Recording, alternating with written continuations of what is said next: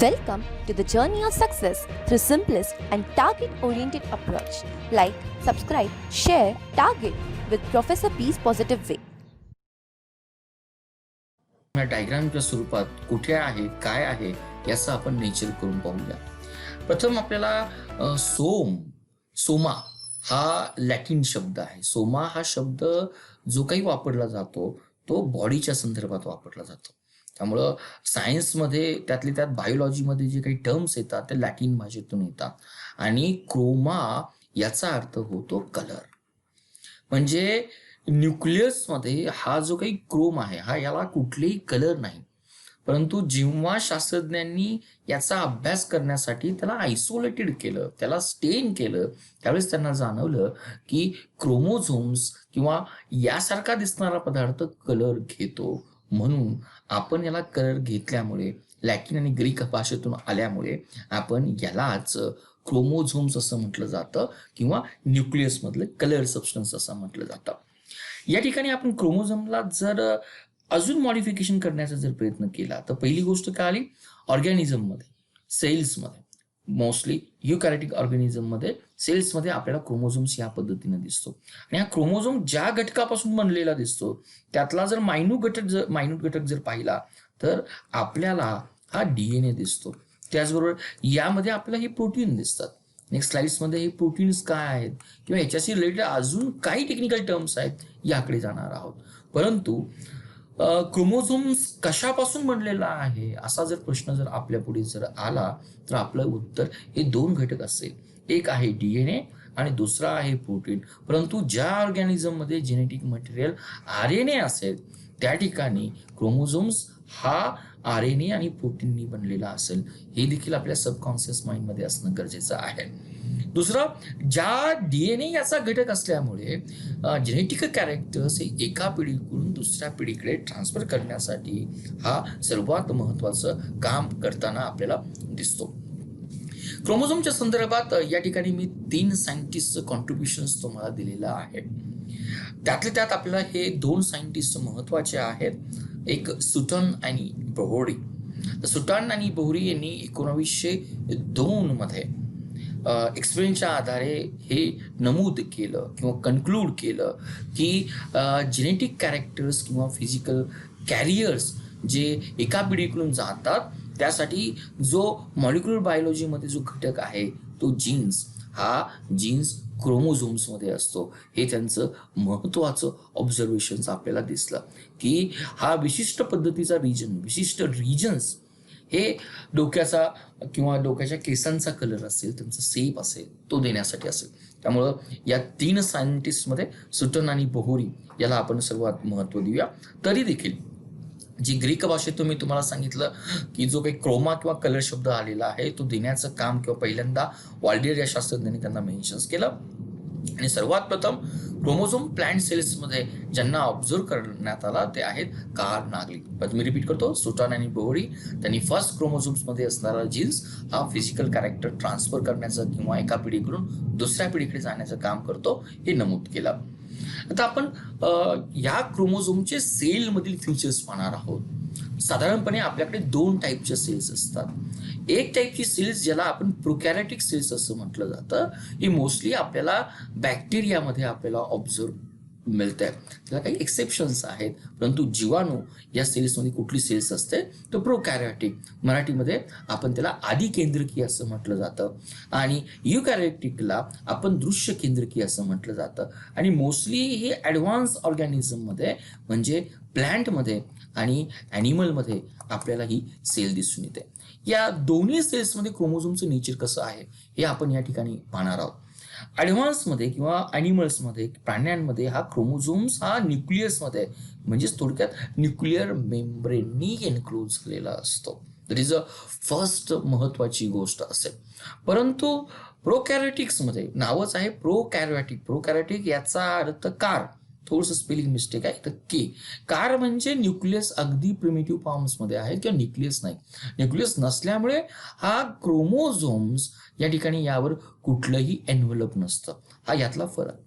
दुसरा पॉइंट, प्रत्येक ऑर्गॅनिझमच्या संदर्भात, स्पीसीजच्या संदर्भात क्रोमोझोमची संख्या ही फिक्स आहे. त्यामध्ये कधीही चेंज होत नाही. म्हणजे मानव ही जर जात आणि मानवला प्रजाती जर घेतले तर मानवाच्या प्रत्येक सेल्समध्ये क्रोमोझोमच्या ह्या 23च जोड्या असतील, म्हणजेच 46 पेअर्स असतील, की मानवाच्या संदर्भात असेल. आणि जर यामध्ये ऍडिशन किंवा डिलिशन होत असेल तर डेफिनेटली ती ॲबनॉर्मॅलिटी किंवा डिसऑर्डर म्हणून कन्फर्म केली जाईल. परंतु जे बर्ड्स आहेत, एक्झाम्पल आपण घेऊया कोंबडी. तर कोंबडी या ठिकाणी जसं आपल्याकडे 23 पेअर्स असतात, तसेच कोंबडी याच्यामध्ये जर पाहिलं इथे पेअर्स आपण थोडंसं कॅन्सल करूया, पेअर्स नाहीये, टोटल संख्या आहे 23 पेअर्स आपल्याला मिळतील. कोंबडीमध्ये जर ही संख्या जर पाहिली ती ऑलमोस्ट 78 क्रोमोझोमची संख्या आहे. थोडक्यात क्रोमोझोम्स हे प्रत्येक प्राण्यामध्ये स्पेसीजमध्ये विशिष्ट साईजनी असतात, नंबर त्यांचा देखील फिक्स असतो. नंतर डीएनए ज्या पद्धतीने एका पिढीतून दुसऱ्या पिढीत जात असताना किंवा सेल डिव्हिजन होत असताना एका डीएनएचे 2 होतात आणि डीएनएचे ज्या पद्धतीने डुप्लिकेशन होतं, त्याचं रिप्लिकेशन होतं, तोच गुणधर्म हा क्रोमोझोम्स आपल्याला दाखवतो. म्हणजे प्रॉपर्टीच्या संदर्भात डीएनएचं सेल्फ रिप्लिकेशन होतं, chromosomes is also responsible or किंवा कॅरेक्टर दाखवतात, त्याला आपण सेल्फ रिप्लिकेशन असं म्हटलं जातं. डीएनए कॅरेक्टरपेक्षा आपण म्हणूया क्रोमोझोम्स खास फॅसिलिटीज आहे की त्याच्या विशिष्ट अशा केमिकल रचनेमुळे हा स्वतः सेग्रिगेशन होतो आणि त्यातील क्रोमोझोम्स डीएनए चेंज करतात, न्यूक्लियोटाइड चेंज करतात स्वतःला. मे बी एक्सरे एक्सपोजर असेल किंवा इव्होल्युशनच्या पिरियडमध्ये त्यांच्यात बदल होतो. तो बदल क्रोमोझोम्समध्ये आपल्याला पाहावास मिळतो. जसं मी क्रोमोझोम मागच्या स्लाइड्स मध्ये आपल्याशी चर्चा केली की क्रोमोझोम्स हा डीएनए, आरएनए आणि हिस्टोन. तर यातील हिस्टोन्स काय आहे, तर हा हिस्टोन्स प्रोटीन आहे. आपल्याला प्रश्न विचारला जाऊ शकेल की क्रोमोझोम्समध्ये असणाऱ्या प्रोटीनचं नाव काय. तर आपल्याकडे क्रोमोझोम्समध्ये वेगवेगळे प्रोटीन्स आहेत, पण त्यातला जो काही मेजर प्रोटीन्स आहे त्याला आपण हिस्टॉन असं या ठिकाणी नमूद करतो. नेक्स्ट युकॅरियोटिकचं फ्युजन पाहत असताना साधारणपणे कॉम्प्लेक्स ऑर्गॅनिझम्समध्ये सेल डिव्हिजन होत असताना, म्हणजे एका सेलकडून दुसऱ्या सेलमध्ये रूपांतर होत असताना ज्या 2 मेजर प्रोसिजर्स आहेत त्यालाच आपण मायटोसिस असं म्हटलं जातं आणि नेक्स्ट जी काही प्रोसिजर आहे ती मिओसिस असं म्हटलं जातं. आणि प्रत्येकाच्या उपफेज आहे. त्यातल्या या मायटोसिसच्या अनेक फेजेस आहेत. फॉर एक्झाम्पल इंटरफेज आहे, फॉर एक्झाम्पल मेटाफेज आहे, ॲनाफेज आहे, टिलोफेज आहे. तर ह्या फेजमध्ये आपल्याला क्रोमोझोमचं एक वैशिष्ट्य वाटलं पाहिजे की ज्या मायटोसिसच्या सेल डिव्हिजनच्या विविध फेजेस आहेत, तर ज्यावेळेस आपण इंटरफेज ही जी काही 1 फेज आहे ती ऑब्झर्व करण्याचा प्रयत्न करतो त्यावेळेस असा आपल्याला क्रोमोझोम्स दिसून येत नाही. तर क्रोमोझोम्स आपल्याला इंटरफेजमध्ये या पद्धतीचा सर्क्युलर म्हणता येणार नाही किंवा थ्रेड फॉर्ममध्ये दिसून येईल. परंतु ज्यावेळेस सेल डिव्हिजनची मायटोटिक डिव्हिजनची जी मेटाफेज असते, मेटाफेज म्हणजे ज्यावेळेस क्रोमोझोम्स किंवा जेनेटिक मटेरियल सेंटर ऍक्सिसला जॉईंट होण्याचा प्रयत्न, मेटा म्हणजे मिडलला जॉईंट होण्याचा प्रयत्न केला जातो, त्याच वेळेस क्रोमोझोम कंडेन्स होऊन असा आकार घेतात. मेटाफेज नसताना क्रोमोझोम्स या लिनियर फॉर्म्समध्ये असतात किंवा त्यामध्ये असणारे जीन्स देखील लिनियर फॅशनमध्ये असतात. म्हणजे क्रोमोझोम जो आपल्याला हमेशा आपल्या नजरेपुढे ही जी काही फिगर आहे, ही क्रोमोझोमची फिगर कुठल्या वेळेस तयार होते, ती फक्त मायटोटिक डिव्हिजनची मेटाफेज या काळामध्ये तयार होते. हे बारकावा आपण या ठिकाणी नमूद करून घेऊया आणि लक्षात ठेवूया. नेक्स्ट जर आता आपण काही टेक्निकल मुद्द्याकडे येतो की क्रोमोझोम्समध्ये असणारे पार्ट कुठले आहेत. जरी पेपरच्या दृष्टीने हा पार्ट टेक्निकली जरी असेल, देर आर द पॉसिबिलिटी, आणि हा जर पार्ट आपल्याला समजला तर आपल्याला क्रोमोझोम्स, 6 क्रोमोझोम्स, ऑटोझोमल्स किंवा सेक्स डिटर्मिनेशनमध्ये क्रोमोझोम्स जर इझिली चांगल्या पद्धतीने समजला तर हे कन्सेप्ट आपल्याला ह्या टेक्निकल पॉईंटमुळे अगदी सस्पष्ट होऊन जातील आणि लॉजिकली आपल्याला लक्षात येतील. आपण काही पॉईंट पाहणार आहोत. क्रोमॅटिड्स हा क्रोमोझोम्स आहे. थोडंसं क्रोमॅटिडचं आपण जर स्ट्रक्चर जर काढलं, हा क्रोमोझोम्स आहे. ज्यावेळेस आपण हे सेंटर लाईन इमॅजिन करू त्यावेळेस क्रोमोझोमचे जे काही आपण त्याचं जर इमॅजिनरी ॲक्सिस जर काढला, जर हे जे काही 2 भाग आपल्याला दिसतात या पद्धतीचे हे 2 भाग, या दोन भागांना आपण क्रोमॅटिड्स असं म्हटलं जातं. आणि मोर स्पेसिफिकली जर दोन भाग जर असतील तर आपण त्याला सिस्टर क्रोमॅटिड्स असं म्हटलं जातं, जे दोन सिमेट्रिकल असतात, दोन एकमेकासारखे असतात. आणि अॅनाफेजच्या काळामध्ये हेच फेज आपल्याला हे सेंटरकडून हे स्पिंडल फायबरच्या मार्फत या पद्धतीने हे आपल्याला सेंटरकडे ट्रान्सफर होतात. हा एक त्याचा मिनिंग आहे. तर क्रोमॅटिड्स हे दोन क्रोमॅझमचाच पार्ट आहे, पण ज्यावेळेस त्यांची सिमेट्री असते त्यावेळेस आपण त्याला सिस्टर क्रोमॅटिड्स असंही नाव दिलं जातं. प्रत्येक क्रोमोझोम्समध्ये हे जे काही दोन सिस्टर क्रोमॅटिड्स आहेत त्यांचं जे काही जॉईनिंग होतं ते जॉईनिंगसाठी जो काही जॉईनर आहे या जॉईनरला आपण सेंट्रोमिड्स असं म्हटलं जातं. आणि हा सेंट्रोमिड्स साधारणपणे सेल डिव्हिजनच्या काळामध्ये जो काही जॉईंट ज्या फायबर्समुळे होतो त्या फायबर्सला आपण स्पिंडल फायबर्स असं म्हटलं जातं, किंवा स्पिंडल फायबर्स या सेंट्रोमर फायबरला अटॅच झालेले असतात.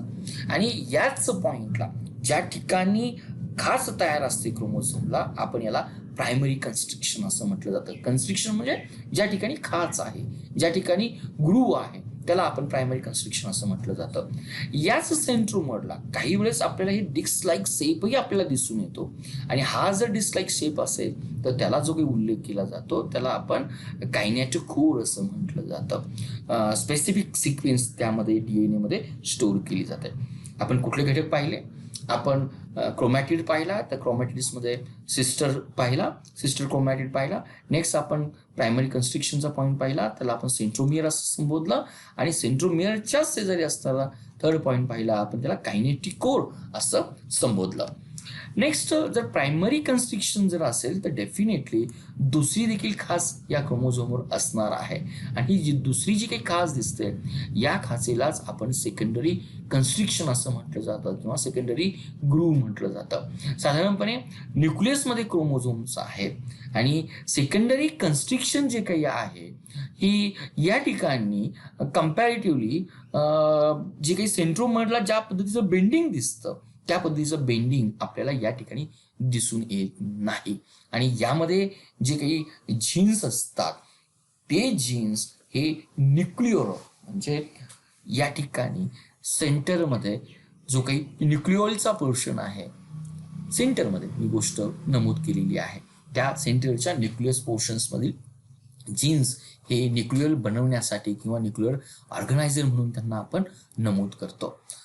दुसरा पॉइंट टेलो या शब्दाचा अर्थ आहे कॉर्नर, किंवा आपण त्याला एंड असं म्हटलं जातं.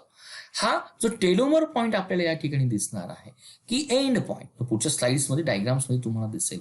हा जो काही पोर्शन्स आहे टेलोमेर, हा टेलोमेर जे काही क्रोमोझोम्सला जे काही नंबर ऑफ क्रोमोझोम्स आहे, मानवाच्या पेशीमध्ये जवळजवळ 23 पेअर्स आहेत. आणि ह्या 23 पेअर्स एकमेकांना ग्लू होऊ नये, एकमेकांना बाइंडिंग न व्हावं यासाठी टेलोमेरचं फंक्शन्स काम केलं जातं, त्यांचं फ्युजन हे प्रिव्हेंट केलं जातं. आणि टेलोमेरच्या वरती जो काही एनलार्ज पोर्शन्स असतो त्या एनलार्ज पोर्शनलाच आपण सॅटेलाइट क्रोमोझोम किंवा थोडक्यात आपण त्याला सॅट क्रोमोझोम्स असं संबोधलं जातं. अजूनही काही टेक्निकल पॉइंट्स आहेत, ते क्रोमोझोमचं आपण अॅनाटॉमी जर पाहिली तर आपल्या लक्षात येईल. आपण जो प्रायमरी कन्स्ट्रिक्शन जो काही पाहिलं हा सर्वात महत्वाचा पॉइंट सेंट्रोमियर आपण या ठिकाणी नमूद केलं. परंतु क्रोमोझोम ज्यावेळेस कंडेन्स फॉर्म तयार करतो त्यावेळेस त्याचं जे काही कव्हरिंग असतं किंवा त्याचं जे काही सराउंडिंग असतं, जी काही मेम्ब्रेन असतं तिला आपण पेलिकल असं संबोधलं जातं.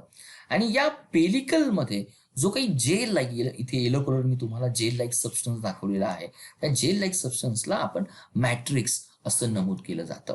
आणि क्रोमोझोम्समध्ये आपल्याला जे काही DNA फिलामेंटच्या स्वरूपात अरेंज झालेले दिसतात एका सेंट्रल ऍक्सेस भोवती, त्या फिलामेंट स्ट्रक्चरला, कॉईल फिलामेंटला आपण क्रोमोनिमा असं म्हटलं जातं.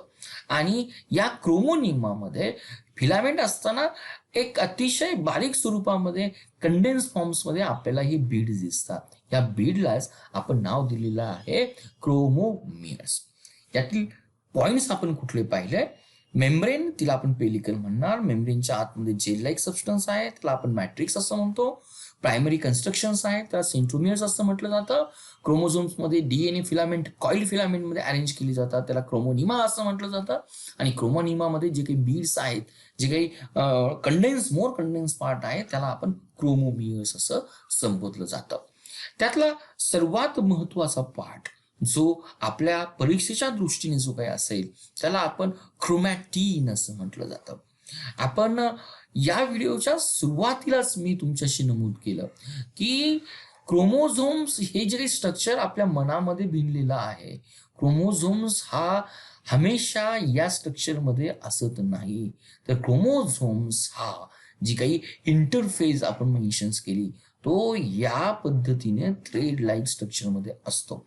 आणि हे जे काही थ्रेड लाईक स्ट्रक्चर्स जे काही आपल्या इंटरफेसमध्ये दिसतं, हे इंटरफेसमध्ये या थ्रेड लाईक स्ट्रक्चरमध्ये आपल्याला या पद्धतीचे, जसे माळेमध्ये मणी दिसतात, या पद्धतीचे आपल्याला मणी दिसतात. आणि हे मणी काय आहेत? तर ते आहेत हिस्टोन. आणि याच्या हिस्टोन भोवती आपल्याला क्रोमोझोमचा जो काही मेन घटक आहे तो डीएनए रॅपअप झालेला असतो. Histone along with the DNA, यालाच आपण न्यूक्लिओसोम असं म्हटलं जातं. आणि ही जी काही आपल्याला टोटल क्रोमोझोमची फिलामेंट दिसते, या फिलामेंट स्ट्रक्चरलाच आपण क्रोमॅटिन असं म्हटलं जातं. आणि हा क्रोमॅटिन कशाने बनला जर म्हटलं जातं, तर आपल्याला उत्तरे तुम्हाला दिसेल. या ठिकाणी हा डीएनए आहे, या ठिकाणी हा हिस्टोन्स आहे, आणि ज्याच्यामध्ये आरएनए मटेरियल असेल त्या ठिकाणी आरएनए असेल. तर हा इंटरफेजमध्ये हे थ्रेड लाईक स्ट्रक्चर घेतो आणि मेटाफेजमध्ये तो कंडेन्स फॉर्म्स आपल्याला घेतो. अजूनही या क्रोमॅटिन स्ट्रक्चरमध्ये, फायबर्समध्ये आपल्याला ज्यावेळेस तो अगदी कंडेन्स फॉर्म झालेला असतो, त्यावेळेस जो काही भाग कलर केल्यानंतर, सायंटिफिक कलर केल्यानंतर शास्त्रज्ञांना असं जाणून आलं की ज्या भागामध्ये डार्क स्टेन होतो त्या भागाला शास्त्रज्ञांनी हिटेरोक्रोमॅटिन असं नाव दिलेलं आहे. आणि वैशिष्ट्य म्हणजे हिटेरोक्रोमॅटिन हा जेनेटिकली इनॅक्टिव्ह आहे, म्हणजे यातील genes does not express any protein formations. हे सायंटिस्टचं ऑब्झर्वेशन आहे किंवा कुठलेही कार्य करत नाही. परंतु या डार्क स्टेनच्या ऐवजी काही भाग त्यांना कम्पॅरेटिव्हली लो स्टेन दिसला, कमी कलर दिसला, किंवा ज्यावेळेस कलरेशन्स केलं त्यावेळेस त्यांना भाग हा कमी कलर दिसला, हा डार्क कलर दिसला, आणि दुसरा त्यांना लाईट कलर दिसला. ह्या लाईट कलरलाच आपण नाव दिलं जातं युक्रोमॅटिन.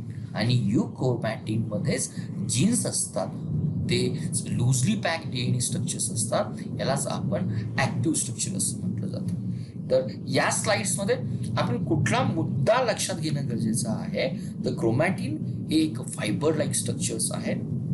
दुसरा मुद्दा, ज्यावेळेस क्रोमोझोमला आपण स्टेन करतो त्यावेळेस आपल्याला दोन स्वरूपाचे स्टेन भेटतात.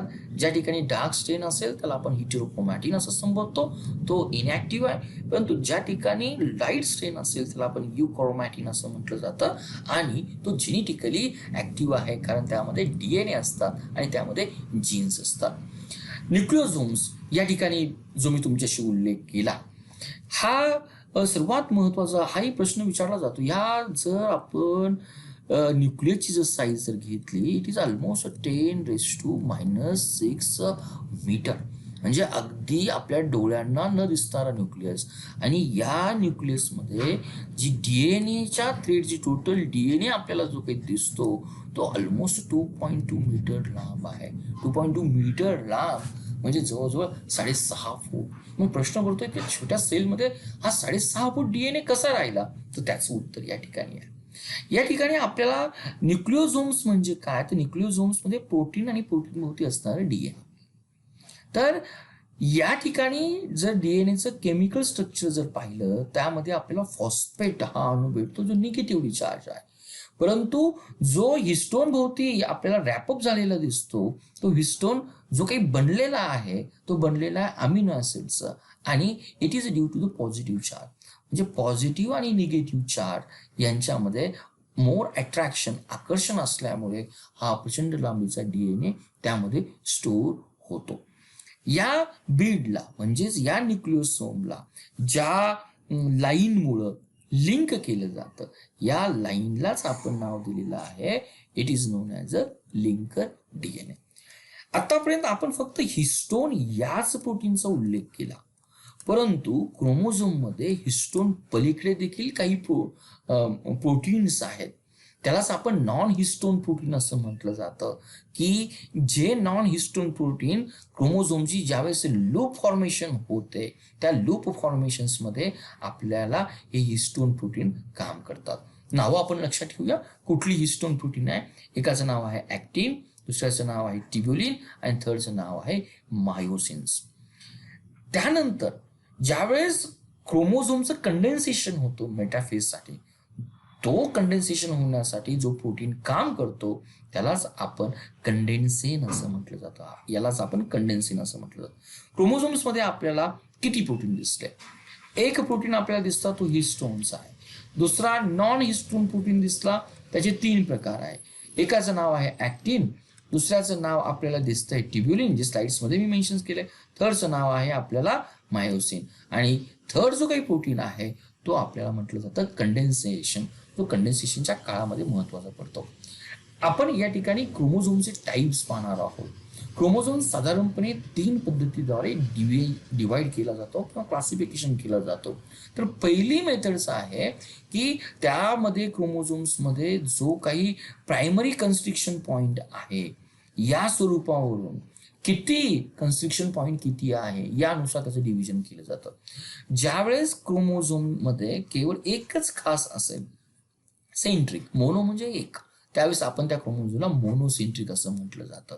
परंतु ज्यावेळेस क्रोमोझोम्समध्ये कम्पॅरेटिव्हली ही खास अगदी डिफ्यूज झालेली असते किंवा आपल्याला ती दिसून येत नाही, या ठिकाणी मायक्रोट्युब्युल्स हा त्या ठिकाणी अटॅच झालेला असतो. मोस्टली स्पिंडल फायबर्स या ठिकाणी अटॅच झालेली असेल. सेल डिव्हिजनचा कन्सेप्ट आहे, पण या ठिकाणी आपण लक्षात ठेवा की सेंट्रोमर्स आपल्याला डिफ्यूज झालेला असतो किंवा अतिशय बारकाईने दिसून येतो. त्याला आपण होलो म्हणजे नसणारा सेंटर, त्याला आपण होलोसेंट्रिक म्हटलं जातं. आणि ज्यामध्ये पूर्णपणे हे स्पिंडल फायबर्स नसतात किंवा क्रोमोझोम्स या पद्धतीचा आपल्याला दिसतो, कुठलंही प्रायमरी कन्स्ट्रक्शन आपल्याला दिसत नाही, त्याला आपण असेंट्रिक, विदाउट सेंट्रोमर असं म्हटलं जातं. आणि ज्यावेळेस क्रोमोझोम्स ब्रेक होतात, may be due to the mutations असेल, due to the unknown reasons असेल शास्त्रज्ञांच्या दृष्टीने, त्यावेळेस क्रोमोझोम्स ब्रेकडाऊन झाल्यानंतर ते फ्यूज होत असताना त्या ठिकाणी 2 सेंट्रोमर्स येतात. त्यालाच आपण 2 सेंट्रोमर असं म्हटलं जातं किंवा डायसेंट्रिक असं म्हटलं जातं. त्यातला पहिला टाइप्स आपण पाहिला की किती सेंट्रोमर्स आहे. सेंट्रोमर 1 असेल तर मोनोसेंट्रिक, सेंट्रोमर डिफ्यूज असेल तर होलोसेंट्रिक, सेंट्रोमर नसेल तर असेंट्रिक, आणि 2 सेंटर्स असेल तर डायसेंट्रिक. आपल्याला मला वाटतं हे इझिली लॉजिक आपल्या लक्षात येईल. आपण दुसरं क्लासिफिकेशन पाहतो. या सेंट्रोमर्समध्ये जो शॉर्ट आर्म्स असतो त्याला आपण पी आर्म्स असं संबोधतो, आणि जो काही लॉंग आर्म्स असतो त्याला आपण क्यू आर्म्स असं संबोधलं जातं. आता लोकेशननुसार आपण या क्रोमोझोमचं क्लासिफिकेशन पाहूया. ज्यावेळेस सेंट्रोमर हा क्रोमोझोमच्या मध्यभागी असतो या कंडिशन्सला, त्यावेळेस आपण त्याला मेटासेंट्रिक असं म्हटलं जातं. या ठिकाणी जर सेंट्रोमर जर या पद्धतीने असेल तर क्रोमोझोम हे नेहमी स्ट्रेट फायबर नसतात, त्यावेळेस ते अशा पद्धतीचा शेप घेतात, आणि हा इंग्लिश व्ही आकाराचा आपल्याला शेप दिसतो. पण कंडिशन काय, यामध्ये सेंट्रोमर हा सेंट्रल पोझिशनला असतो. परंतु ज्यावेळेस हा सेंट्रोमर्स हा पूर्णपणे मध्यभागी नसून तो काही अंशी थोडासा मेटाच्या वरती, म्हणजे थोडासा आपण असं म्हणूया की मध्यभागी नाही आहे, तो या पद्धतीने मेटा सेंटरच्या किंवा मध्यभागापेक्षा थोडासा वरती गेलेला आहे. अशा पद्धतीने जो काही क्रोमोझोमचं स्ट्रक्चर दिसतं, इंग्रजीतील आपल्याला यल आकारासारखं किंवा जे सारखं, सेंट्रोमर मध्यभागी नाही, थोडं मध्यभागाच्या पुढे किंवा थोडासा स्लाइटली पुढे गेलेला दिसतो, त्यालाच आपण सब मेटासेंट्रिक असं म्हटलं जातं. आणि ॲक्रोसेंट्रिक म्हणजे कम्पॅरेटिव्हली आपल्याला याहीपेक्षा क्रोमोझोमचा जो काही सेंटर आहे हा आपल्याला अगदी टोकाकडील बाजूसारखा दिसतो, त्यालाच आपण रॉड लाईक सेंटर असं म्हटलं जातं आणि हा आपल्याला इंग्लिश आय आकारासारखा दिसतो. आणि टेलोसेंट्रिक्स हे पूर्णपणे कुठलंही सेंट्रोमर्स नाही, आपल्याला डायरेक्टली हा टोटली रॉड लाईक दिसतो. मनुष्य प्राण्यामध्ये अशा स्वरूपाचे क्रोमोझोम्स आपल्याला दिसून येत नाही. तर पोझिशन ऑफ सेंट्रोमरनुसार आपण 4 पद्धतीने क्रोमोझोमचं क्लासिफिकेशन केलं. जर सेंट्रोमर मध्यभागी असेल तर आपण त्याला मेटासेंट्रिक असं म्हटलं जातं, मध्यभागाच्या जवळ असेल तर त्याला आपण सब मेटासेंट्रिक असं म्हणतो, आणि मध्यभागापेक्षाही टोकाकडे त्याला जवळ असेल तर आपण त्याला ॲक्रोसेंट्रिक असं म्हटलं जातं. आणि ज्यावेळेस पूर्णपणे सेंट्रोमोर्स हा अगदी डिफ्यूज फॉर्ममध्ये कॉर्नरला किंवा एंडला असतो त्याला आपण टेलोसेंट्रिक असं म्हटलं जातं. मानवामध्ये हा सेंट्रोमर क्रोमोझोम्स आपल्याला दिसून येत नाही. नेक्स्ट पॉईंट जो काही आहे, एक्सप्रेशन ऑफ ट्रेड्स किंवा कुठले कॅरेक्टर दाखवले जातात यानुसार क्रोमोझोमचे किती प्रकार पडतात. या ठिकाणी जर आपण आपला कलर पाहिला, नंतर केसांची रचना पाहिली, किंवा आपण म्हणूया दुसरी गोष्ट की डोळ्यांचा रंग पाहिला, हे बाह्य कॅरेक्टर्स आहेत, बाह्य फीचर्स आहेत, हे आपल्याला आपल्या आई वडिलांकडून आलेले असतात. हे कलर घटक कोण देतो, तर या ठिकाणी आपलं सर्वांचं उत्तर असेल की हा DNA मधील असणारा घटक देतो. आणि DNA कशामध्ये असतो, तर तो असतो क्रोमोझोम्स मध्ये. म्हणजे क्रोमोझोम मधील जो भाग किंवा जे क्रोमोझोम्स आपल्याला की ती व्यक्ती मेल आहे की फिमेल आहे, किंवा मेल आणि फिमेलचे जे कॅरेक्टर्स आहेत, मेलसाठी दाढी येणं, फिमेलसाठी ब्रिस्ट असणं, हे फिमेलचे सेक्स लिंक्ड कॅरेक्टर्स आहेत. हे गुण न दाखवता केवळ बाह्य गुण दाखवता, म्हणजे जर सेक्स गुण, सेक्स क्रोमोझोम्स आपण त्यांना म्हणतो, जे सेक्स कॅरेक्टर दाखवतात, आणि यालाच आपण नाव दिलेलं आहे सेक्स क्रोमोझोम्स. म्हणजे जे ट्रेट दाखवतात त्याला आपण सेक्स क्रोमोझोम्स असं म्हटलं जातं. आणि सेक्स कॅरेक्टर सोडून बाकीचे कॅरेक्टर जर दाखवत असेल तर त्याला आपण ॲटोसोम्स असं म्हटलं जातं. मनुष्याच्या शरीरामध्ये जर आपण जर विचार केला तर प्रत्येक पेशींमध्ये आपल्याला या क्रोमोझोमच्या अशा पद्धतीने या 23 जोड्या दिसतील. जर मी असं मांडण्याचा प्रयत्न केला तर 23 जोड्या दिसतील. तर त्या 23 जोड्यातील पहिली 1 to 20 जोड्या या मनुष्य प्राण्यामध्ये सेक्स कॅरेक्टर सोडून बाकीचे संपूर्ण कॅरेक्टर दाखवतात. परंतु जी 23वी जोडी आहे, 23वी जी काही पेयर्स आहे, ती आपल्याला सेक्स कॅरेक्टर दाखवते. म्हणून आपण तिला सेक्स क्रोमोझोम्स असं म्हटलं जातं. आणि या क्रोमोझोम्सला आपण ॲटोसोम्स असं म्हटलं जातं. सेक्स डिटर्मिनेशनसाठी सेक्स क्रोमोझोम्स हा सर्वात महत्वाची जोडी आहे. नंतर क्रोमोझोम्स नंबर्स आपण पहिल्यांदा पाहिलं की हे प्रत्येक प्राण्यामध्ये, प्रत्येक प्रजातीमध्ये विशिष्ट आणि स्पेसिफिक आहे. आणि whole throughout the life त्यांची संख्या वाढतही नाही, त्यांची संख्या कमी होते. परंतु क्रोमोझोमच्या नंबरनुसार किती क्रोमोझोमची नंबर्स आहेत, या ठिकाणी मी तुमच्याशी हा उल्लेख केला की आपल्याकडे 23 पेयर्स आहेत. 23 पेयर्स प्रत्येक मानवाच्या सेल्समध्ये, म्हणजेच प्रत्येक न्यूक्लियसमध्ये आपल्याकडे येतात 46 गुणसूत्र. आज पूर्ण वाढ झालेला मनुष्य आणि स्त्री याच्यामध्ये हे जे काही 46 क्रोमोझोम्स येतात ते कोणाकडून येतात, तर 23 सेट किंवा 23 क्रोमोझोम्स हे ड्युरिंग द फर्टिलायझेशन मध्ये मेल किंवा वडिलांकडून येतात, ड्युरिंग द फर्टिलायझेशन मध्ये फिमेलकडून येतात. हे येतात, हा मेल जो काही पहिल्यांदा सेल फ्यूज होतो, बेलच्या संदर्भात आपण त्याला स्पर्म असं म्हटलं जातं, मराठीमध्ये आपण त्याला शुक्राणू असं म्हटलं जातं, आणि फिमेलच्या संदर्भात आपण त्याला एग असं म्हटलं जातं. म्हणजे मानवाची निर्मिती ही या पहिल्यापासून सुरुवात होते. यालाच आपण टेक्निकल टर्म्समध्ये झायगोट असं म्हटलं जातं, किंवा भ्रूणची निर्मिती म्हटलं जातं, युग्मनज असं त्याला आपण मोर प्रॉपर शब्द वापरू शकेल.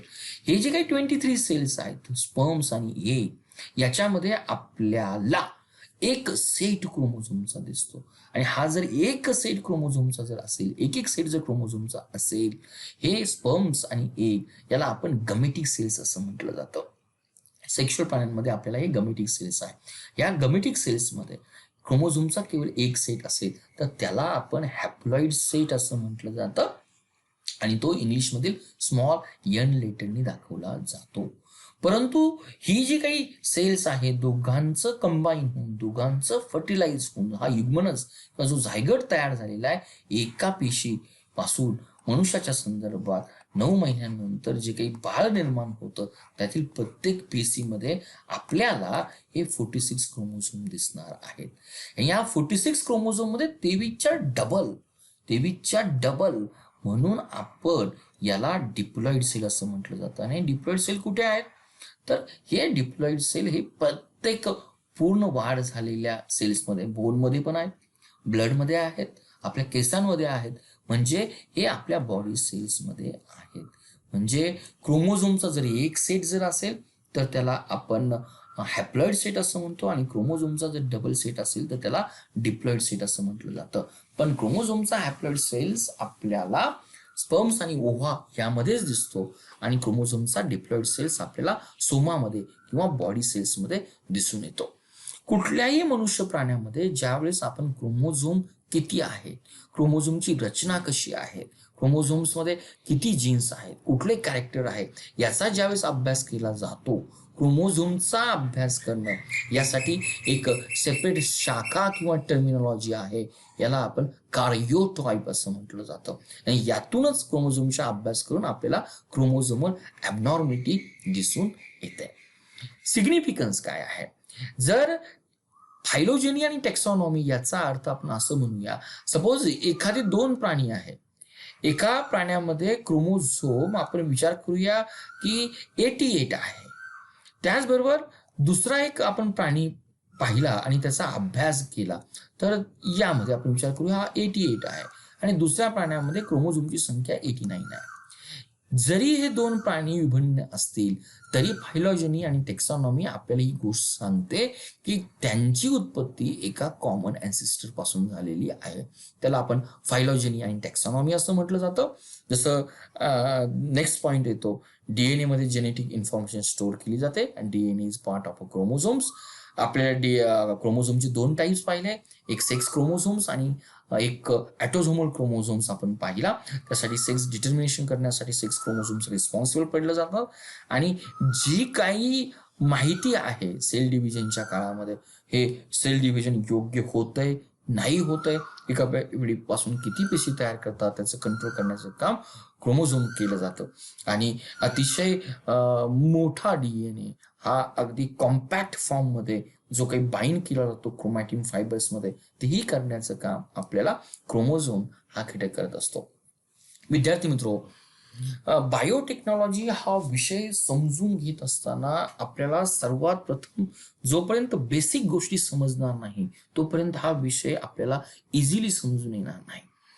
बायोटेक्नॉलॉजी म्हटलं की डीएनए हा एक प्राईम मॉलिक्युल्स आहे, परंतु केवळ डीएनए पाहत असताना आपल्याला त्याच्या पेरिफेरीवर असणारे जे अनेक घटक येतात त्यातील क्रोमोझोम्स हा महत्वाचा घटक आहे. जरी या स्लाइड्समध्ये मी तुम्हाला काही टेक्निकल मुद्दे सांगितले असतील तरी ते ज्यावेळेस आपल्याला समजून येतील त्यावेळेस बायोटेक्नॉलॉजी हे सदर किंवा हा सेक्शन आपल्याला अभ्यास करताना इझिली समजून येईल. त्यामुळे आपण त्याला इग्नोर करू नका. ज्या पॉइंटला तुम्हाला अडचण वाटली असेल तो पॉइंट परत व्हिडिओ पॉज करून पहा.